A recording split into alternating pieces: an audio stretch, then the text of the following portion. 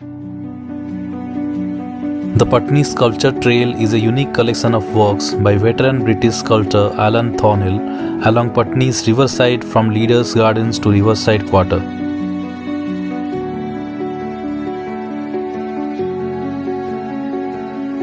It is a permanent installation of 9 large sculptures. The beautiful 1.5-mile Riverside Walk is a unique opportunity to see a collected body of work by Alan Thornhill in an urban setting.